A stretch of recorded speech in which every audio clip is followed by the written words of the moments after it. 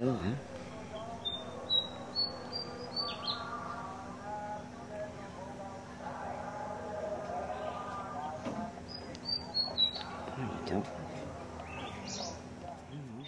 Il y a très longtemps, le mont fut un volcan et sa dernière éruption fut en 442 avant Jésus-Christ. Haut de 1518 mètres, il se détache à 1150 mètres au-dessus de la plaine. Par beau temps, on peut voir à 60 km à la ronde.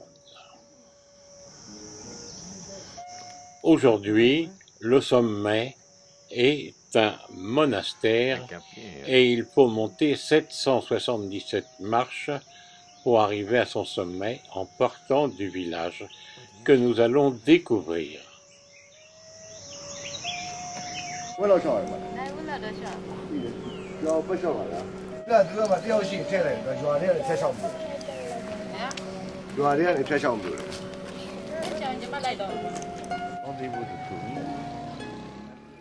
Ce matin, nous sommes au pied du mont, dans la ville de Popa. Rendez-vous sur le marché. Des autochtones et arrivée des touristes. Devant nous, en levant la tête, nous apercevons le monastère sur son piton.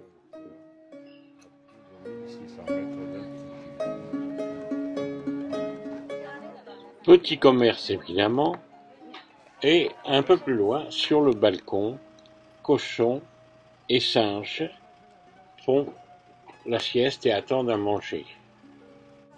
Et là se trouve l'accès au monastère. Rendez-vous avec les nattes ou les génies qui font l'histoire de cette région. Elle est la toute dorée parce qu'elle est la gardienne de notre papa. Elle n'aime pas manger du porc tous les samedis. Oui? Elle est gentille, tu regardes les dons, oui? Les dons qui montent. Elle est végétarienne. La deuxième histoire, c'est lui qui, la même chose, il est debout, il est sur le cheval. Il y a un prince, environ 50 km loin de Pékin, il y a une petite capitale, il s'appelle Timo. Il s'est accroché quelque chose, miracle. Impossible de bouger en avant, à ce moment-là, ils sont en train de discuter qu'est-ce qui se passe. Alors on a bien pensé, la génie de la mer, elle n'est pas contente, c'est pour ça qu'elle a accroché. C'est pour ça, pour sacrifier pour quelqu'un, pour choisir, oui, pour faire plaisir. C'est le génie de la mer, alors on a fait tirer au sort. Oui, alors c'est lui, il a choisi par tirer au sort.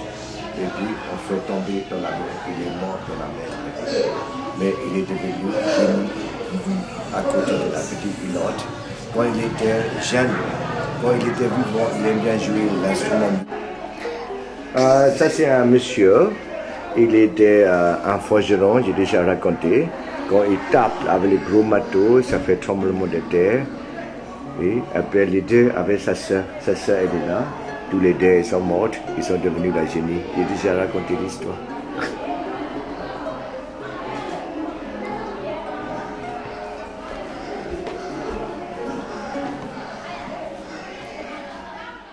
L'histoire de ces génies nous a été racontée par notre guide Michel.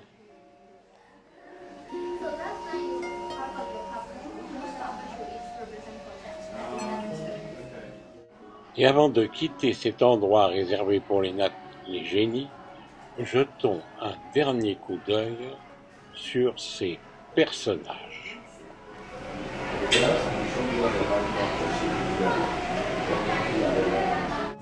Même très jeunes, on vient leur rendre visite, peut-être pour devenir un génie dans le futur. Au revoir.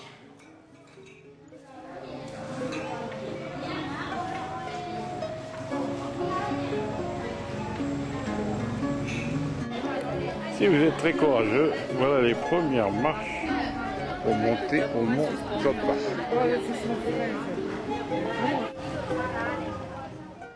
Un dernier petit coup d'œil vue d'en bas. revoir. Petit village birman accueilli par un de ses occupants. Maintenant, jetons un petit coup d'œil sur l'ensemble du village. Et là, c'est le chien qui nous fait la fête. Il a pas l'air ravi de nous voir. Il y a peu de monde dans le village. Pourquoi? Elle a raison, nous sommes l'après-midi et il fait une bonne chaleur. Et très jeune, on est vite occupé, surtout pendant les vacances. On fabrique des toits. Particularité, ce sont des prunes que l'on fait sécher pour ensuite faire des confitures.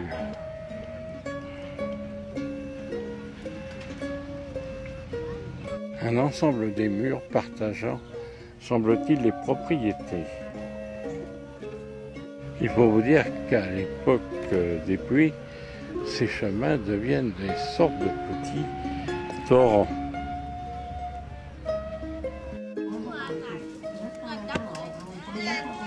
Voilà comment on lave le linge.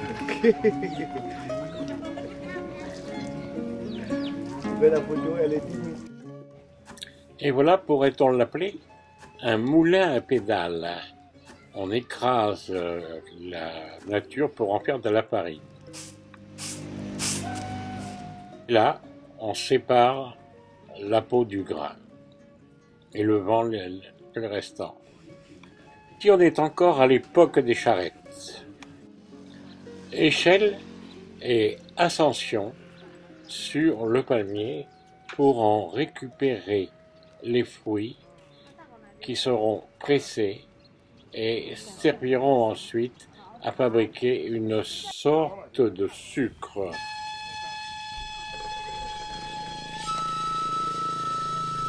Le pressoir et comment extraire le sucre du fruit du palmier.